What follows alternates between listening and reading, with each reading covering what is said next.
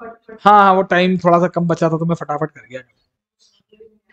नहीं देखो, वैसे एक बात आपको बताऊं मैं, देखो बैलेंस शीट समझने, देखो जो चीज हमको, ये एक्चुअली डर है, डाउट नहीं है, ये डर है। बैलेंस शीट तो खुद बनानी चाहिए ना, प्रैक्टिकली सोचो, जब एंट्रीज हो गई तो बैलेंस शीट तो खुद ही बनानी चाहिए ना। मतलब वो मुझसे सीख के नहीं बनाना चाहिए आपको मेरे हिसाब से बैलेंस शीट। भाई जो ओपनिंग बैलेंसेस दे रखे थे उसमें जो एंट्रीज आपने की वो जोड़ के प्लस माइनस करके बैलेंस शीट बननी चाहिए। तो मेरे ख्याल से वो स्पीड धीरे होने की वजह से, आपकी स्पीड धीरे होने की वजह से आपको डाउट नहीं है, वो डर है मन में एक वो कि वो हो नहीं रहा मुझसे, आपसे होगा। कॉन्सेप्ट तो क्लियर होगा मेरे ख्याल से, कोई कोई दिक्कत नहीं, क्योंकि सारे तो वही की वही बातें हमने की। पर ठीक है, अपन थोड़ी स्पीड इसको आराम कर देंगे, कोई दिक्कत नहीं है ना।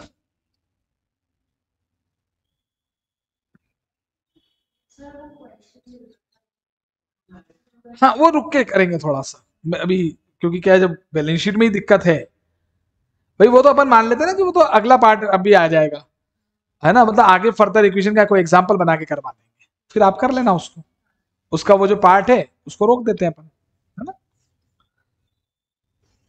चलो,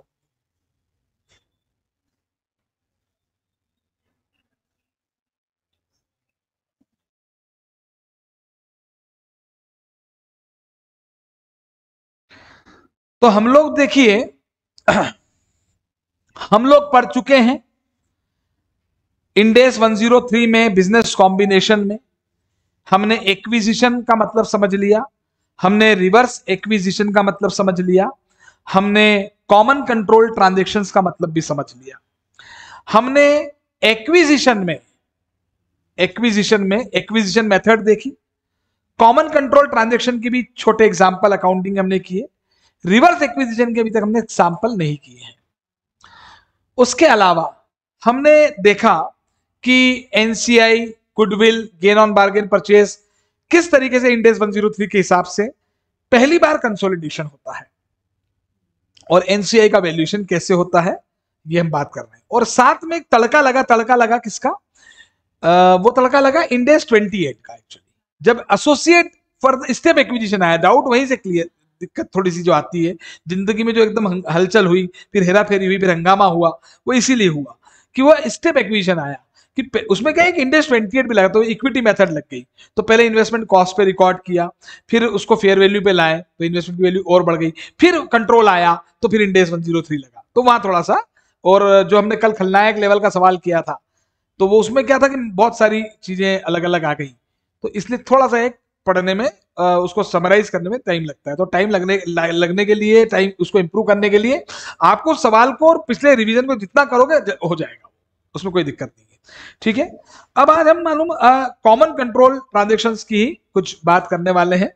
ये क्वेश्चन जो है, एक मिनट में देख लेता हूँ, ये वही क्वेश्चन हैं सारे ना, स्टडी मटेरियल के ही है बिल्कुल।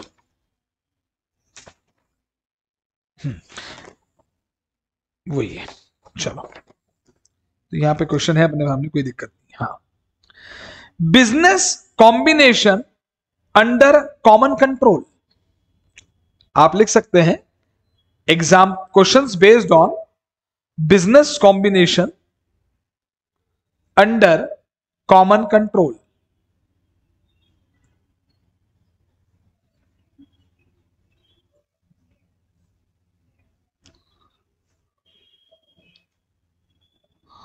हो गया,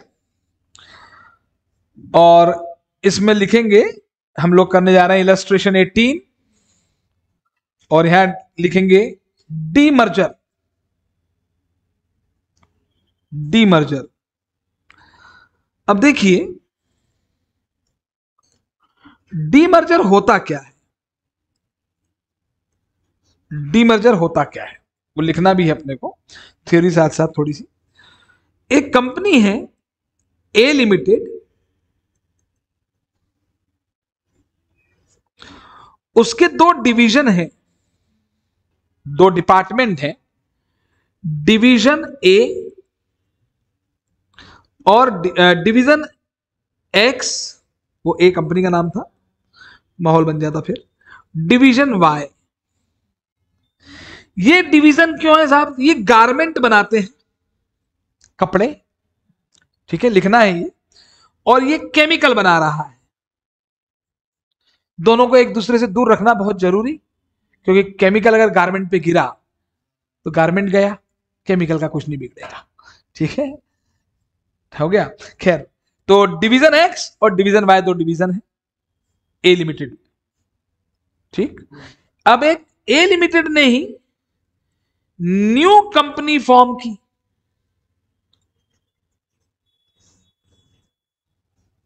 अच्छा, ये डिवीजन एक्स जो है इसकी अपनी एसेट लाइबिलिटी होंगी, डिवीजन वाई इसकी अपनी एसेट लाइबिलिटी होंगी। ठीक है ना, अपनी एसेट लाइबिलिटी होंगी इनकी, नो, वो पूरी कंपनी की तो होगी, फिर पूरी कंपनी की अपनी बैलेंस शीट अलग बनेगी। ठीक है ना, तो डिवीजन एक्स है उसकी ए ऑब्लिक एल, थोड़ा शॉर्ट फॉर्म एग्जांपल्स में यूज कर सकते हो आप, है ना। न्यू कंपनी फॉर्म हो गई, न्यू कंपनी का नाम रखा हमने B limited, and B limited एक न्यू कंपनी बनाई गई ए लिमिटेड ने, and transfers chemical division, new company form B limited and A limited, ऐसा लिखे, A limited transfers chemical division to B limited. भाई मर्जर यानी जुड़ना, डी मर्जर यानी अलग होना, मर्जर यानी शादी, ये हो गया तलाक। ठीक है ना, तो डिवीजन, केमिकल डिवीजन बी को ट्रांसफर कर दिया। तो अब बताइए हो गया इतना। तो ए लिमिटेड ने अपना एक डिवीजन बी लिमिटेड को दे दिया, मतलब, और बी लिमिटेड कोई नई न्यूली फॉर्म कंपनी है, वो एग्जिस्टिंग कंपनी नहीं थी, एक कंपनी बनाई गई है स्पेशली। अब आफ्टर एंड, इसमें एक चीज और, कंसिडरेशन, बताओ कौन किसको कंसिडरेशन देगा? गिवन बाय, क्या बात कर रहे हो, किसको देगा, कौन देगा कंसिडरेशन, जल्दी बताओ। हाँ तो देगा ना, मैंने कंफ्यूज किया था तो वो ए पे आने वाला था। Consideration given by B limited, किसको देगा? अरे बोलो बोलो, नहीं, वाई कौन है भाई? नहीं, फिर देखो गलत बातें कर रहे हो, आराम से, कंफ्यूज नहीं होना, मैं बहुत धीरे चलूंगा। ठीक है, बी लिमिटेड एक कंपनी बनी, उसके बाद डिवीजन वाई आ गया, तो डिवीजन वाई को क्यों देगा वो? डिवीजन वाई खरीदने के पैसे बी लिमिटेड ए लिमिटेड को देगा। अरे हाँ, कंसिडरेशन हमेशा खरीदने वाला देता है बेचने वाले को, तो इसमें तो कोई कंफ्यूजन का मैटर ही नहीं था। ठीक है ना, क्यों राधिका? सही नहीं, अनुष्का नहीं, ठीक है जो, हाँ हाँ, ठीक है, आगे बढ़े। Consideration given by B limited to, नहीं नहीं लिखना नहीं है आगे, मेरे से आगे चलना ही नहीं, वो होना ए लिमिटेड तो इसलिए बोला था कि उसमें ही डाउट था। ए लिमिटेड को अगर दे देते तो डीमर्जर होते ही नहीं, क्योंकि as per the law demerger में कंसिडरेशन सीधे दिया जाएगा to directly to share holders of A limited, directly to share holders of A limited. ये यहां पे एक बार फिर फोटो बना देता हूं आपके लिए। ए लिमिटेड, इसके डिवीजन बोलना कितने थे? डिवीजन ए और डिवीजन एक्स और डिवीजन वाई, डिवीजन एक्स और डिवीजन वाई थे,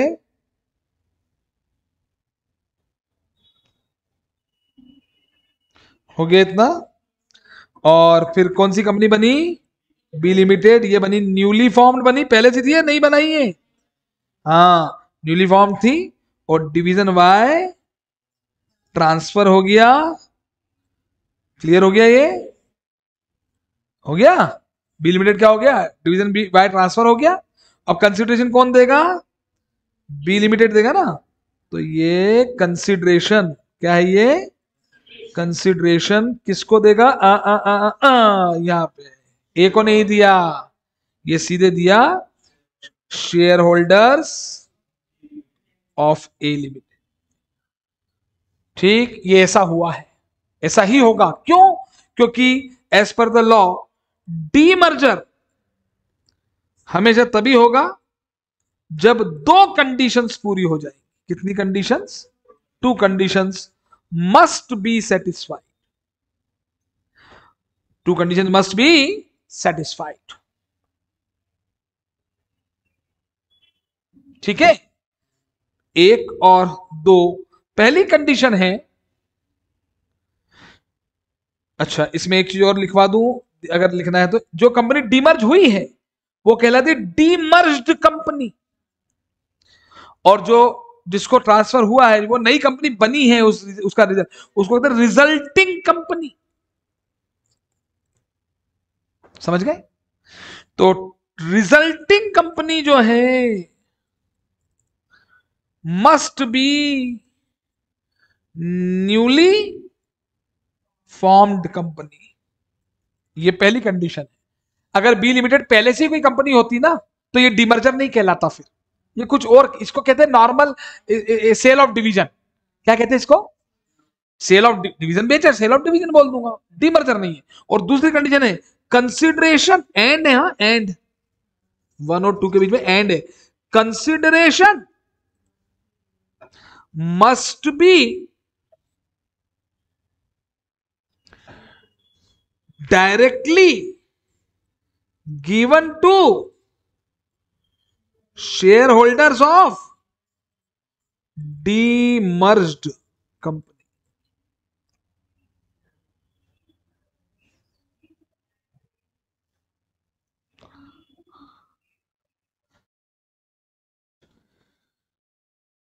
if any one condition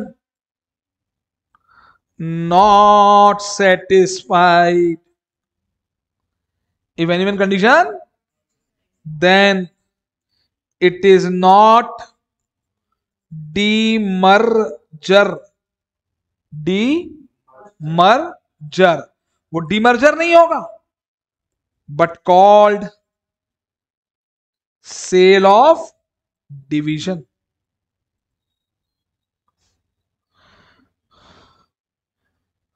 अब लॉजिक से सोचिए, ध्यान देना एक मिनट। ए लिमिटेड के मान लो सारे शेयर अपन लोगों के पास है, 100 शेयर्स अपन लोगों के पास, लिखना नहीं है ये, यहीं तक लिख, ये नहीं लिखना है, हाँ ये लिख लो, यहां तक लिखना है बस, बाकी नहीं लिखना, एग्जाम्पल नहीं लिखना है, वो तो हम पढ़ चुके हैं। क्योंकि हो गया, तो मान लेते हैं, हाँ जी, ए लिमिटेड जो था, क्लियर हो रहा है आपको ये, है ना? ए लिमिटेड जो थे, मान लीजिए उसके 100 शेयर थे, वो सब अपने पास थे, अपन उसके शेयर होल्डर थे, ठीक है ना? अब बी लिमिटेड को अपन ने एक डिवीजन दे दिया, ठीक है? बी लिमिटेड ने क्या करा, अपने शेयर इशू करे, अपने शेयर इशू करे, कंसिडरेशन शेयर्स में दे रही है, तो शेयर इशू करे, और वो शेयर्स भी हमको ही दे दिए, वो शेयर्स भी, क्योंकि डायरेक्टली कंसिडरेशन किसको दिया गया, हमको ही दे दिए। अब हमको ही अगर दे दिए, ध्यान दें, तो फिर पहले कंट्रोल हमारा था ए लिमिटेड पर, ए लिमिटेड पहले कंट्रोल, और अभी भी कंट्रोल किसका है, हमारा ही है। और बी लिमिटेड में पहले था ही नहीं कुछ, पहले कुछ, तो ये कॉमन कंट्रोल ट्रांजेक्शन हो गया ना। कॉमन कंट्रोल ट्रांजेक्शन क्या होता है, जिसमें जिन पार्टी का कंट्रोल पहले था उनका भी है, तो वो कॉमन कंट्रोल ट्रांजेक्शन है ना। और अगर कैश दे देते तो भी, अरे ए लिमिटेड पे तो हमारा कंट्रोल था ही ना, ए लिमिटेड पे तो हमारी कंट्रोल, अभी भी तो हमारी कंट्रोल है, सही है क्या? बी लिमिटेड पे किसका कंट्रोल है, ये तो न्यूली फाउंड कंपनी है, ये पहले थी नहीं। तो कॉमन कंट्रोल ट्रांजेक्शन तो वो होता है जिसमें ट्रांजेक्शन के पहले और बाद में, तो पहले और बाद में होने के लिए दो पहले और बाद में होना चाहिए ना एंटिटी, तो डीमर्जर का केस, अदरवाइज वो सेल ऑफ डिवीजन कहलाए। क्लियर हो गया? अब एक कॉमन कंट्रोल ट्रांजेक्शन है तो एक्विजिशन मेथड तो लगेगी नहीं, कौन सी मेथड लगती है, पूलिंग ऑफ इंटरेस्ट मेथड, और वो बहुत ज्यादा ही सिंपल है, कुछ है ही नहीं उसमें। तो अब हमें वो सवाल करना है, समझ में आ गई बात क्या? हाँ, it is called sell off division. हटा दो ये,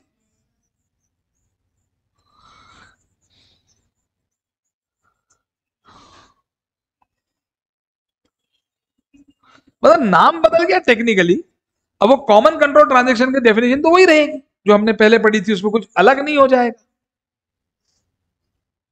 ठीक है? अब सवाल देखेंगे तो डीमर्जर समझ में भी आएगा आपको, यहां ये वाकई में डीमर्जर हुआ है। तो इलस्ट्रेशन 18 है हमारे मॉड्यूल का, लिखा भी है ऊपर उन्होंने, business combination under common control, और वो डीमर्जर का केस। तो डीमर्जर में कॉमन कंट्रोल क्यों है, अब आपको समझ में आ गया होगा। भाई डीमर्ज कंपनी में जिनका पहले कंट्रोल था अभी भी उन्हीं का कंट्रोल है, बात खत्म होगी, क्योंकि उन्हीं को नए शेयर भी मिले तो उन्हीं को मिले, और उनको तो फिर उनके रेशो में मिले होंगे। भाई वो तो शेयर कंपनी में तो जो भी होता है वो शेयर होल्डिंग की पैटर्न होल्डिंग के रेशो में होता है। चलो पीपीएफ नहीं होगा, पीपीई होना चाहिए। पीपीई एक्स, ये दो डिवीजन वाइज दे रखी बैलेंस शीट आपको, ये जेड लिमिटेड के दो डिवीजन है, एक्स और वाई। तो ये इसकी पीपीई की वैल्यू है ग्रॉस, इधर ही है, मैं लोरी सुना रहा हूं। प्रोविजन फॉर डेप्रिसिएशन लेस कर दिया गया है, तो जो ग्रॉस वैल्यू है वो आ जाएगी इसकी, उसके हाँ ये 350 माइनस 300 तो 50 आ गई, और 300 रुपए की करंट असेट है, तो ये टोटल लग गया आपका 350 का, इधर 600 माइनस 400 200 प्लस 400 600 का टोटल आ गया। ऐसे ही ये अल्टीमेटली 300 और 400 मिला के 700, ठीक है, और 350 प्लस 600 मिला के 90 आ गया।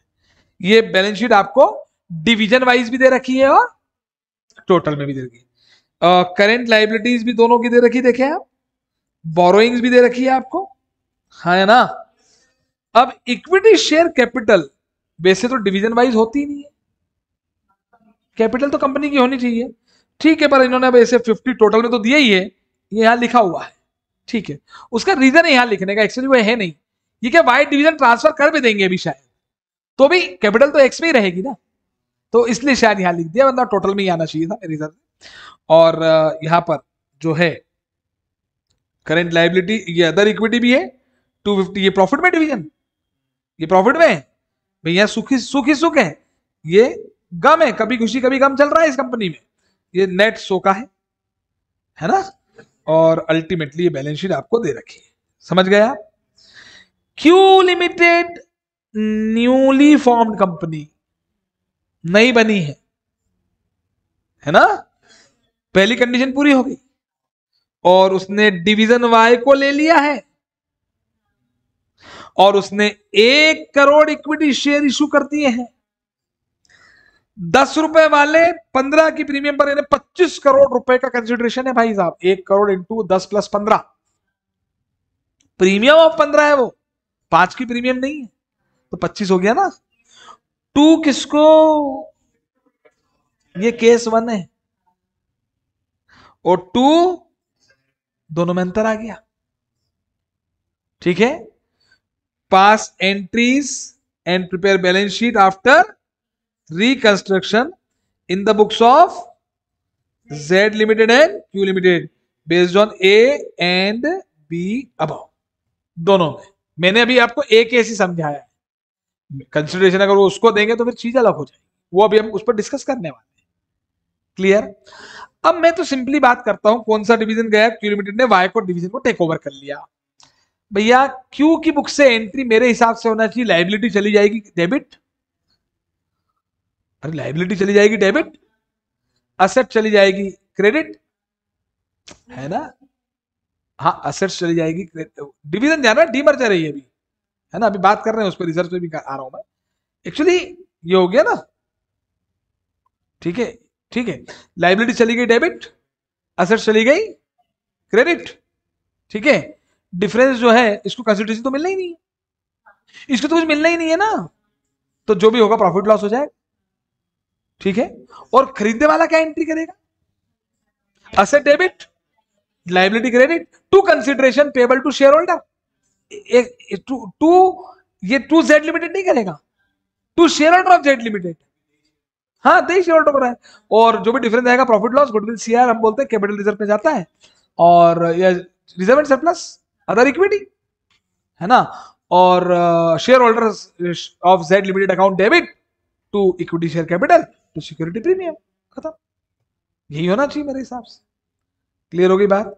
चलो एक बार क्वेश्चन ढंग से पढ़ लो ताकि हम करें इसको, एक बार पढ़ो आप क्वेश्चन, अच्छा पढ़ोगे कैसे, देखिए आराम से पूरा क्वेश्चन ढंग से एक बार वापस पढ़ो, ठीक है।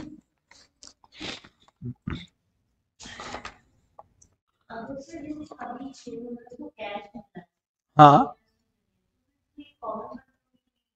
वो करते हैं, अभी तो शेयर्स दे दिए, वो आप चेक करो कि कॉमन कंट्रोल हुआ कि नहीं हुआ। नहीं होगा ना। डिवीजन वाई पर पहले किसका कंट्रोल था, ए एक्स जेड का, अब नहीं है तो फिर नहीं होगा वो तो डेफिनेट। इसीलिए मैंने कहा कि कॉमन कंट्रोल ट्रांजेक्शन की डेफिनेशन क्या है, जिनका पहले कंट्रोल था वो भी उन्हीं पार्टीज का कंट्रोल होना चाहिए। अगर इसमें है कि नहीं, हाँ है, तो इसमें है तो फिर हो जाएगा। ठीक है ना। एक बार क्वेश्चन आराम से पढ़ो, क्यों वो फिर वो दिक्कत आती है ना। इसमें और कितने क्वेश्चन है इसके, डीमर्जर का एक क्वेश्चन ये वाला हो गया।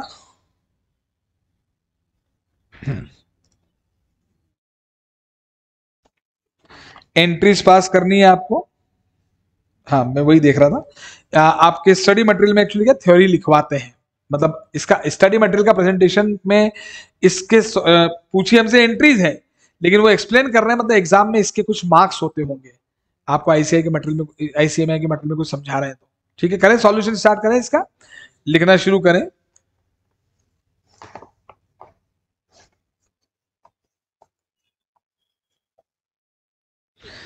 As the control of division Y, लिखे, थ्योरी लिखनी पड़ेगी थोड़ी। As the control of division Y, दो डिवीजन थे ना, division Y was with share holders of Z limited, as the control of division Y was with the shareholders of Z Limited before the demerger,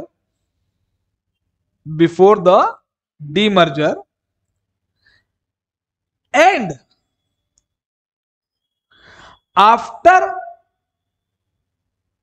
division Y is taken over by, after division Y is taken over by, कौन सी company थी वो, Q limited. Q limited,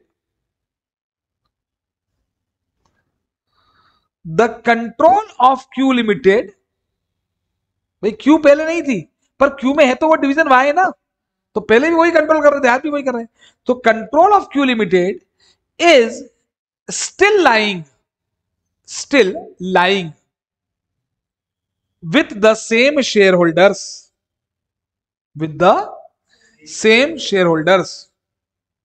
of Z Limited, same shareholders of Z Limited. So this transaction is identified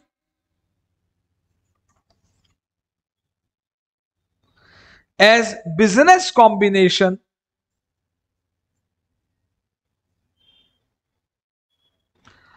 this combination is identified as business combination under common control transaction, common control, where transferee is Q Limited, transferee is Q Limited and transferor is Z Limited। बताओ मैंने acquiree word क्यों नहीं use किया, वो acquisition method में होता है, इसलिए मैं ट्रांसफर ही बोलूंगा। ट्रांसफर करने वाला कौन है, जेड, ट्रांसफर मिला किसको है, Q. So pooling of interest method is applied for accounting.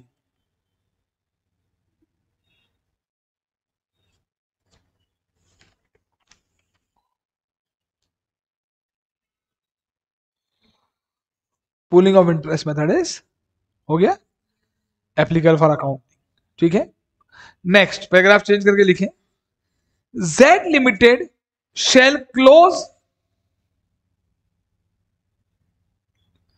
भाई इसके पहले जो हमने कॉमन कंट्रोल पढ़ा था ना, वो याद करें, वो अमलगमेशन और एक्सटर्नल रिकंस्ट्रक्शन था।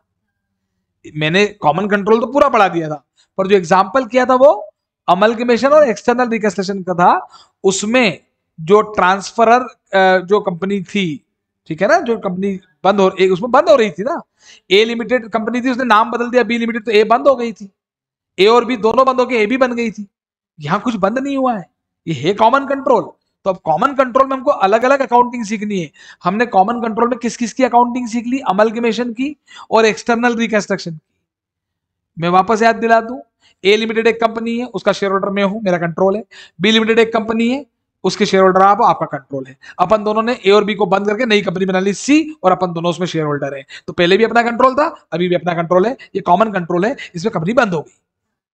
एक कंपनी थी ए लिमिटेड, मेरा कंट्रोल था इस पे, अपन सबका कंट्रोल था इस पे ए लिमिटेड पे, अपने नाम बदल दिया बी लिमिटेड हो गई, अपने ही कंट्रोल था, अपने ही है। तो ये भी कॉमन कंट्रोल है। अपन ने इसके सवाल भी किए हैं, दो छोटे छोटे एग्जाम्पल। ठीक है, आज कॉमन कंट्रोल तो है, लेकिन जेड और क्यू, जेड लिमिटेड पहले भी थी अभी भी है, तो वो अलग केस हुआ ना थोड़ा। तो पुलिंग इंटरेस्ट मेथड कैसे लगेगी वो देखना है अभी हमें, क्योंकि मैं अभी आपने देखा ना रिजर्व भी ट्रांसफर होंगे। तो भाई रिजर्व जो है, इसके जनरली रिजर्व तो किसी डिवीजन के थोड़ी होते हैं, रिजर्व तो कंपनी के होते हैं, तो फिर वो वाली बात आएगी। तो इसलिए लिखे यहां पर जेड लिमिटेड, क्या लिखा था हमने, shall close all its account of division Y, all its account of division Y, Z बंद करेगा इनको, असेट लाइबिलिटी को जाए भेजेगा। And Q limited will record, Q अपनी बुक्स में असेट लाइबिलिटी को लेकर आएगा ना, तो क्यू मैं करवाने के पहले लिखवा रहा हूं आपको, है ना। एग्जाम में भले ही थ्योरी अपने स्टडी मटेरियल में तो कई बार समझाने को देते हैं, टाइम मिले तो लिखना, अदरवाइज क्वेश्चन डायरेक्ट करोगे तो भी नंबर मिल जाएंगे, है ना। लेकिन आपको करना क्या है वो पहले दिमाग में फिट करो। Q limited will record assets and liabilities at, क्या लिखूं, फेयर वैल्यू या carrying amount, at carrying amount, value change नहीं होगी ना, पुलिंग इंटरेस्ट की पहली condition, carrying amount as in the books of Z limited.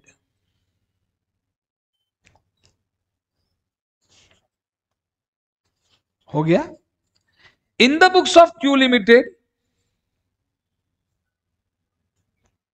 Q की बुक समझ रहे हैं आप, क्या नाम है आपका, क्या नाम है भाई हमारा, दीक्षांत, समझ में आ रहा है, ये तो क्लियर है ना। In the books of Q limited, in the books of Q limited consideration is due to, क्या लिखूं, किसको ड्यू करेंगे हम,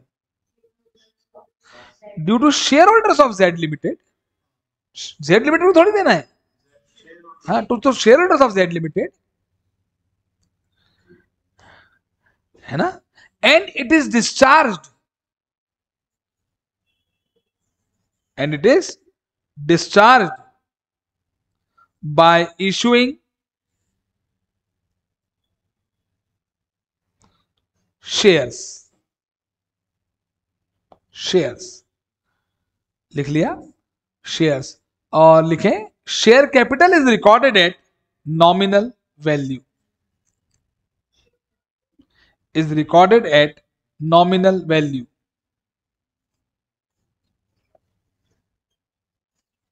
लिख लिया। फिर लिखें consideration in excess of equity share capital, consideration in excess of equity share capital is recorded as goodwill, भाई ज्यादा दिए तो goodwill, and if consideration is less than share capital, consideration is less than share capital is recorded as capital reserve।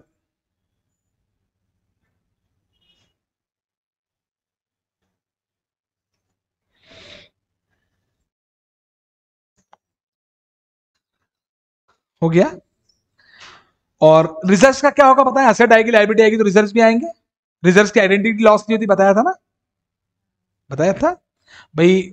हमने किसी company को acquire किया तो उसकी एसेट आ गई, लायबिलिटी आ गई, पर मर्जर के केस में, ये कॉमन कंट्रोल के केस में रिजर्व्स भी आते हैं। तो लिखें, यहां पे लिखेंगे द अदर इक्विटी,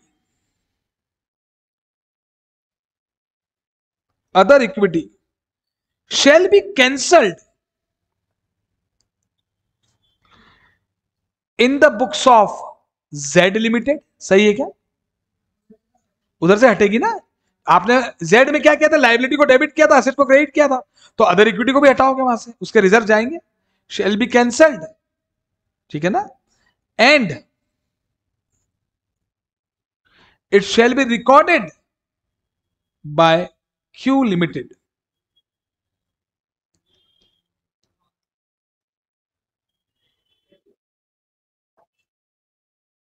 हो गया इतना? यहां तक क्लियर है? अभी सिक्योरिटी प्रीमियम का मैं जो हम बात कर रहे थे उसके बारे में चर्चा लास्ट बाद में करता हूं, ठीक है? अच्छा, अभी हम थ्योरी लिखिए ना, अभी सवाल करेंगे तो और क्लियरिटी, क्वेश्चन एंट्री करेंगे तो और क्लियरिटी आएगी। सबसे ज्यादा क्लियरिटी मालूम कब आएगी आपको? जब आप एंट्री करोगे अकाउंट्स में, जब आप एंट्री करेंगे तो सबसे ज्यादा क्लियरिटी आएगी। तो देखिए, ये बैलेंस शीट सामने रही अपने, हाँ, कौन सा डिवीजन ट्रांसफर हुआ भैया? वाई। स्टार्ट करें, लिखें Z limited journal, Z limited, अगली लाइन में लिख लें जर्नल। हो गया? चलो स्टार्ट। हाँ, केस 1 चल रहा है, केस 1। ये पूरी थ्योरी भी केस 1 की थी, हमने पूरा वही डिस्कस किया, केस 2 तो अभी मैंने लिए ही नहीं है ना। चलो एंट्री बोलेंगे, वाई डिवीजन की बात करना ना, केवल इस पे कॉन्सेंट्रेट करना। Borrowings account debit, borrowings account debit 360, borrowings account debit 360, current liability account debit 390। मैंने लिख रहा है एंट्री, है ना, एंट्री बड़ी सिंपल है, आपको ही लिखनी। करेंट लाइबिलिटी अकाउंट डेबिट 390, और कोई लाइबिलिटी है जरा देखना, ये प्रोविजन फॉर डेप्रिसिएशन असेट में से लेस किया हुआ है, होता क्रेडिट बैलेंस है, तो provision for depreciation account debit,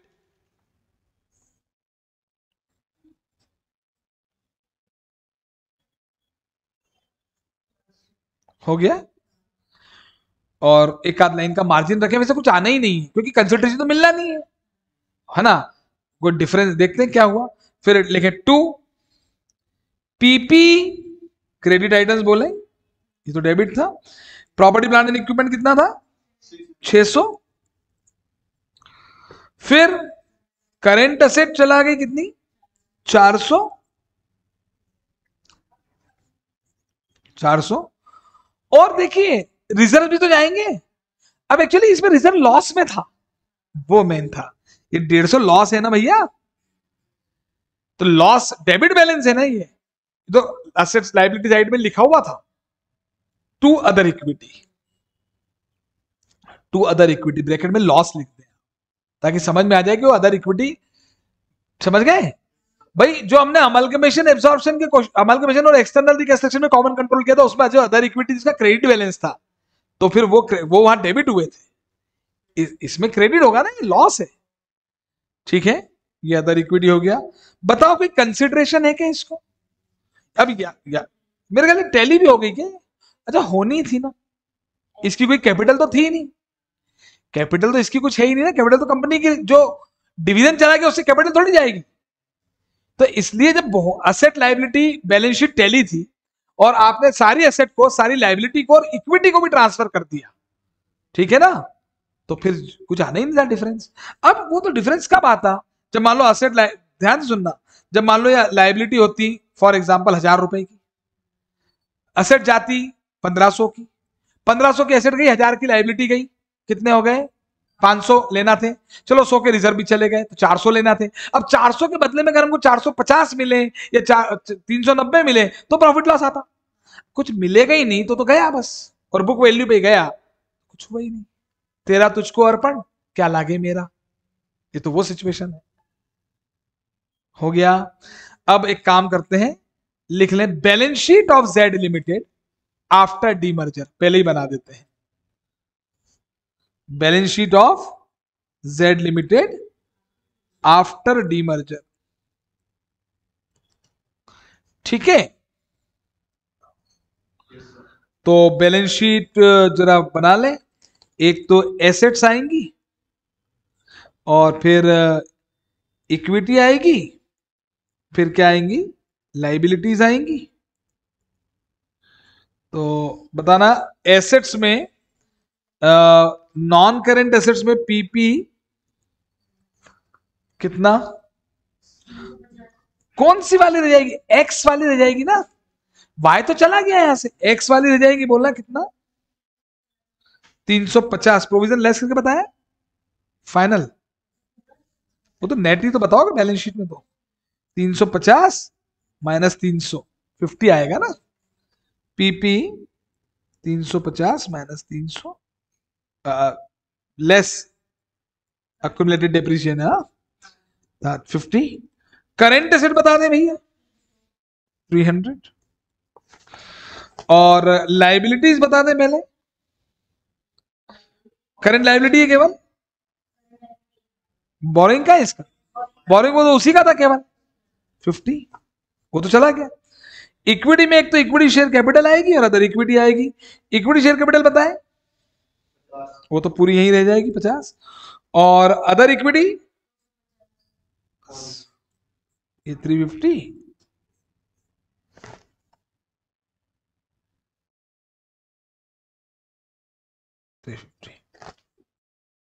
ठीक है।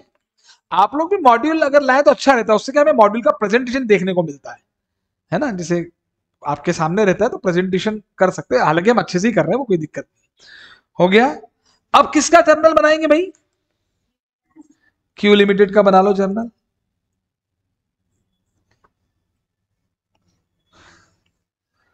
हाँ जी, ये तो सिंपल है भाई, बिल्कुल सिंपल चल रहा है भैया।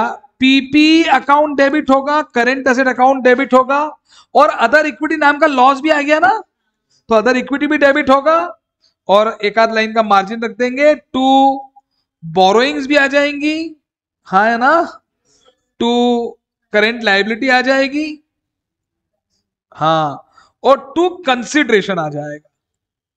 यहां कंसिडरेशन अभी लिखना मत, कंसिडरेशन नहीं लिखेंगे।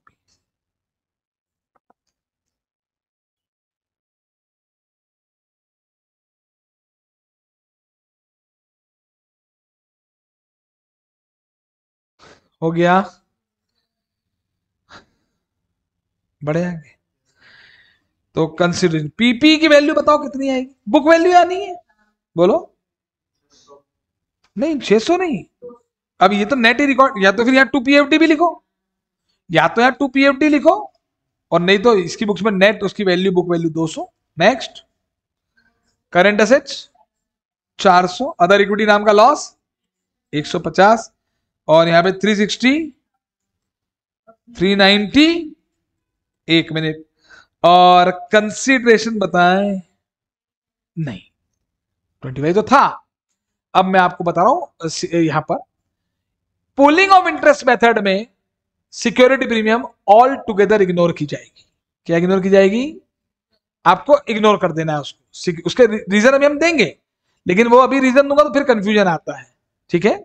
सिक्योरिटी प्रीमियम हमको कंसिडर नहीं करना है, वो आपने शेयर होल्डर्स को दे दिया, और शेयर की मार्केट वैल्यू सब कुछ बुक वैल्यू पे हो रहा था ना, इसको तो जेड लिमिटेड को तो देना नहीं पड़ा हमको, हमने तो शेयर इश्यू कर दिया ना, पैसा आएगा कोई, अरे अगर यहाँ पे मैं 10 लिख दूं या 25 लिख दूं तो प्रॉफिट लॉस ही आना है ना, ठीक है। तो वो इग्नोर करना है, क्योंकि सारा ट्रांजेक्शन बुक वैल्यू पे हुआ है, तो वो शेयर कैपिटल नॉमिनल वैल्यू पे आएगी, इस पे आएगी।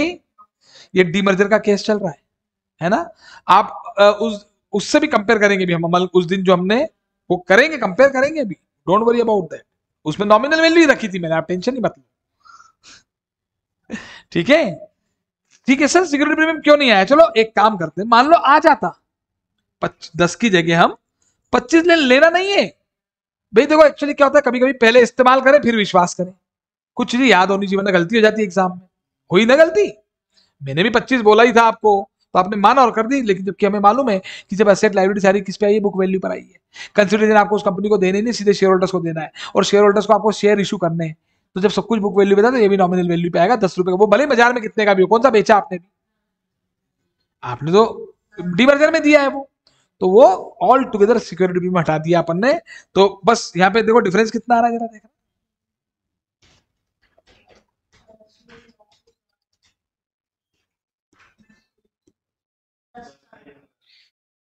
बैलेंसिंग 10। तो वो तो 10 ही तो आएगा भाई, 10 ही तो आएगा और क्या, जो चीजें आपने ली। हाँ, हो गया। और अगली एंट्री बोल देना तो consideration account debit to equity share capital account 10 रुपए। क्या सीख लिया आपने कि भैया प्रीमियम जो है इग्नोर कर देना है।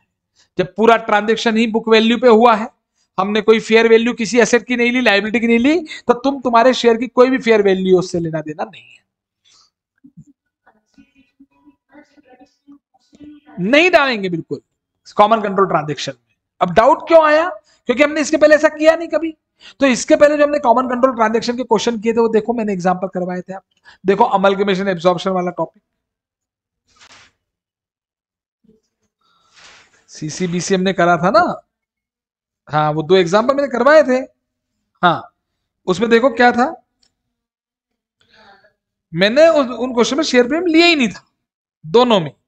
एक हमारा क्वेश्चन था अमलगमेशन वाला, उसमें भी नॉमिनल वैल्यू दे रखी थी, आपको देख लो। और एक्सटर्नल में भी, मतलब उस दिन हमने सिक्योरिटी प्रीमियम का पॉइंट डिस्कस किया नहीं था, क्योंकि वो लास्ट में हमने किया था, वो क्वेश्चन मिस हो गया। ठीक है, सिक्योरिटीज प्रीमियम को पूलिंग ऑफ इंटरेस्ट मेथड में लेना ही नहीं। ठीक है, क्योंकि क्या होता है, देखो समझना तो है ही चीजों को, लेकिन कई बार समझने के बाद भी याद तो होना चाहिए ना। एग्जाम में गलती होती है, मैं जानता हूं, इसलिए। ठीक है, क्यों नहीं लेना, अब रीजन पे आ जाते हैं। असेट काय पे ली, बुक वैल्यू पे। लायबिलिटी काय पे ली, अदर इक्विटी काय पे ली। तो तुम शेयर काय पे भी इश्यू कर दो, उससे क्या। हाँ, उसकी वर्थ तब होती जब तुम नया शेयर इश्यू करते 25 रुपए आते, तो समझ में आती बात है ना। लेकिन वो तो कह रही नहीं। लेकिन ये कॉमन कंट्रोल ट्रांजेक्शन का नियम है कि अल्टीमेटली आपको सिक्योरिटी प्रीमियम नहीं लेना है।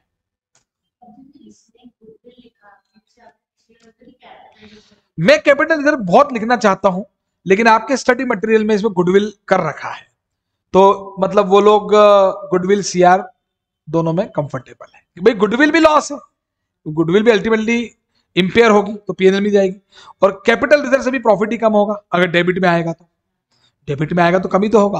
तो बात तो वही होती है, लेकिन हम गुडविल में कर देते हैं अभी। ठीक है, तो कोई दिक्कत नहीं। अब आप किसकी बैलेंस शीट बना लोगे भैया, क्यू लिमिटेड की। चलो, एक असेट्स आएंगी, आपको खुद बनानी चाहिए बैलेंस शीट दीक्षांत, अपने खुद बनानी चाहिए ना बैलेंस शीट। और इक्विटी आएगी, उसमें इक्विटी शेयर कैपिटल होगी, अदर इक्विटी होगी, और हाँ लाइबिलिटीज आएंगी।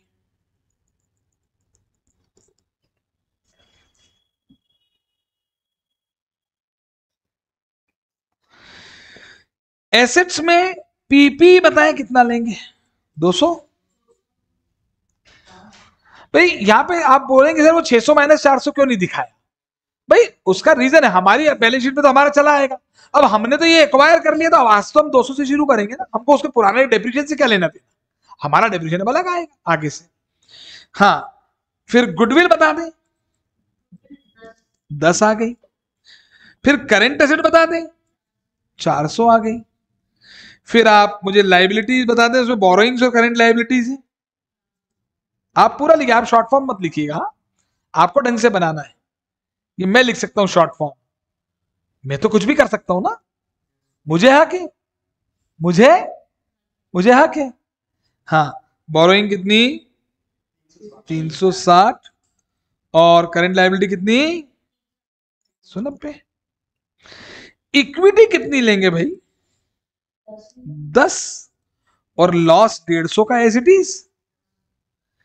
यही मैंने, याद है आपको उस दिन थ्योरी पढ़ाते बताया था कि identity of reserves of transferor is kept same in the books of transferee. Transfer के जो रिजर्व्स थे अदर इक्विटी, वो ट्रांसफर की बुक्स में उनका अस्तित्व नहीं बदलेगा, वो जैसे वहां थे वैसे ही यहां शो। टैली हो गई होगी बैलेंस शीट, हो गया क्या।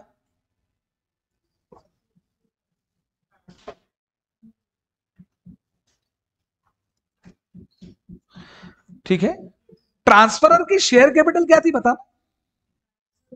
इस सवाल में शेयर कैपिटल क्या थी, 50। ठीक है, हो गया इतना। चलो आगे बढ़े। टाइम कब तक है क्लास? मेरे ख्याल से टाइम 1 घंटे की क्लास है आज।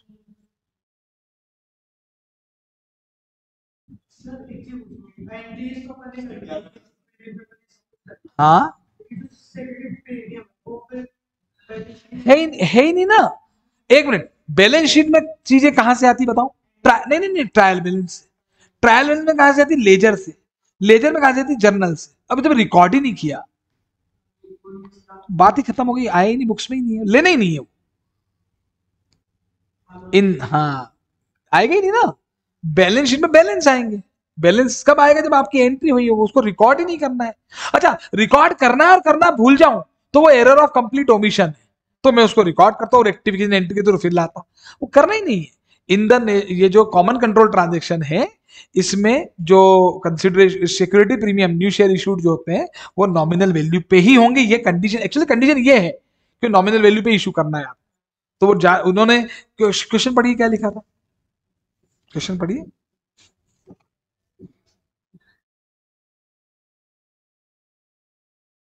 ये आ गया। हाँ, क्या लिखा था भाई? ये 1 करोड़ इक्विटी शेयर। तो ये प्रीमियम जो है किसको दी गई? अगर ये प्रीमियम है भी तो किसके लिए थी? मतलब ये जो शेयर होल्डर खुश हैं, शेयर होल्डर को तो मजा आ रहा है, 25 करोड़ का सामान मिला उनको। इस कंपनी को तो मतलब ही नहीं था ना वैसे भी उससे, तुम तो उनके लिए तो शेयर ही इशू हुआ था। बस वही बात है। क्लियर है? चलो नेक्स्ट। समय हो गया वैसे तो, ठीक है कोई बात नहीं। तो इसका सेकंड पार्ट आगे कर लेंगे, ठीक है ना? ये भी ठीक है, क्वेश्चंस इसमें दिखते हैं आपको। हम लोग एक्चुअली पैटर्न ही डिसाइड कर रहा हूं मैं बार बार, कि पैटर्न का मतलब कि क्या चीज दिखानी चाहिए, क्या नहीं दिखानी चाहिए, टाइम भी बचे को, मतलब और क्वेश्चन भी ज्यादा से ज्यादा हो और सारी चीजें। तो आई थिंक मैंने कल क्या किया कि ये जो मेन मेन बड़े बड़े क्वेश्चन हैं इन सबको यहाँ पे वो कर लिया। तो बस आप जब भी घर पे भी रिवाइज करेंगे तो क्वेश्चन बुक से खोल लेंगे, उसमें क्या। अब मैं एग्जाम्पल बना के करवाता तो मेरे को एग्जाम्पल भले भी शॉर्ट में लिखता हूँ पर लिखने में टाइम तो जाता है, तो वो मतलब नहीं है। तो आई थिंक ये क्वेश्चन के लिए पैटर्न ठीक रहेगा। यहाँ पे सारे क्वेश्चन हैं, आपको कुछ नहीं करना। आप आगे मत करो मेरी क्लास में, आप जो करवा दिया वो करो बस। आप आगे नहीं कह रहे चलो आज सर ने ये करवा दिया डीमर्जर तो हम डीमर्जर कर लेते हैं, ऐसा कुछ नहीं। जितना करा दिया उतना कर लो, है ना?